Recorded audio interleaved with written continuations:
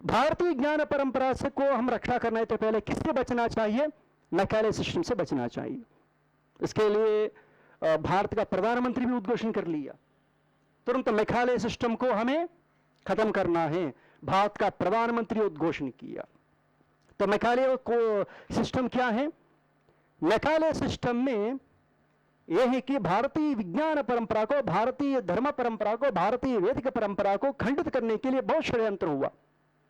उसमें एक और षड्यंत्र भी यह है कि आपको हम बता दें, पहले क्या है कि ब्राह्मणों को यह करवा दिया तो हो गया काम, उसके साथ साथ आचार्यों को भी यह करवा दिया तो हो जाता है। कारण एक छाल हुआ। पहला वेद परीक्षण होना है तो वेद पढ़ने वाले ब्राह्मणों को परीक्षण होना चाहिए, उसके साथ आमनाई पीठ परीक्षण होना चाहिए। अभी आमनाई पीठों की परीक्षण के कार्य संपन्न हो रहे हैं। इसीलिए अभी हमें बहुत ये भगवान की प्रेरणा से ही हो रही है।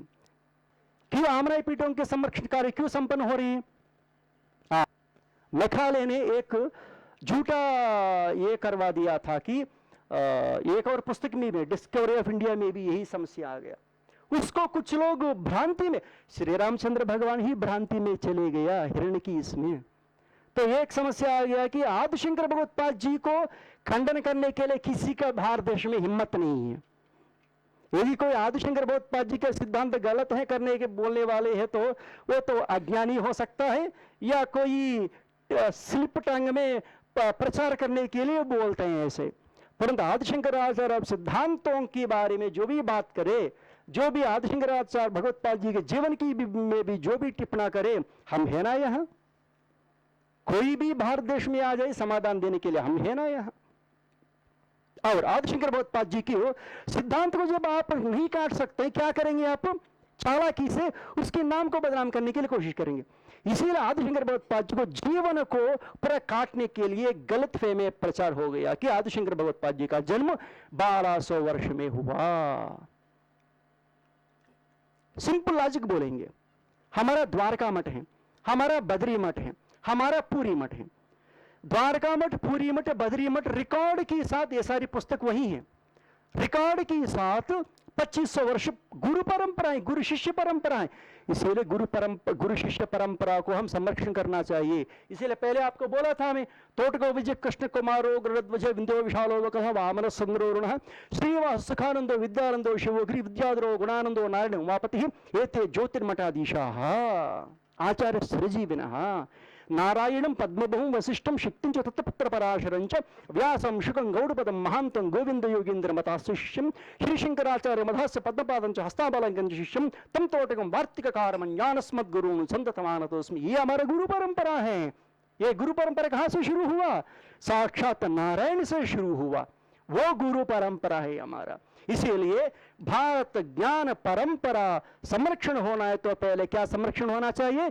नारायण से, जो भगवान वेद व्यास जी से, जो आदिशंकर भगवत्पाद जी की द्वारा जो किया गया कार्यों के ऊपर हमें दृष्टि देना चाहिए। और आदिशंकर भगवत्पाद जी और क्या क्या किया? आदिशंकर भगवत्पाद जी इतना ही नहीं, अभी देख लीजिए कुंभ में स्नान हुआ ना, 21 का दिया गया ये है आदिशंकर भगवत्पाद जी ने दिया, क्योंकि उन्हें सन्यासियों का बनाया, सन्यासियों में दशनामनी बनाया।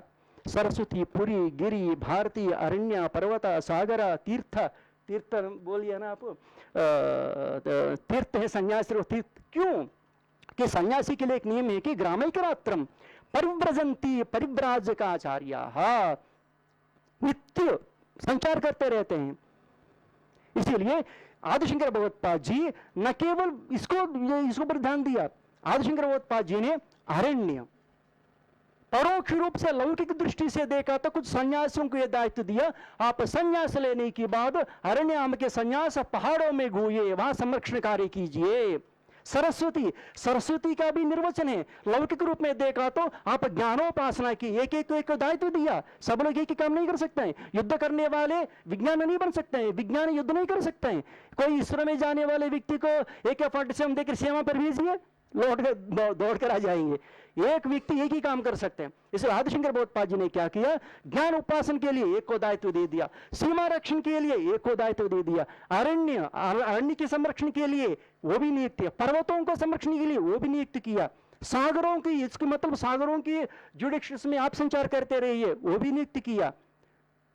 ऐसे न केवल सामान्य कार्य, आदिशंकर भगवत्पाद जी प्रस्थानत्रय भाष्य लिखा, उसके बारे में स्तोत्र भी लिखा, प्रकरण ग्रंथ भी लिखा।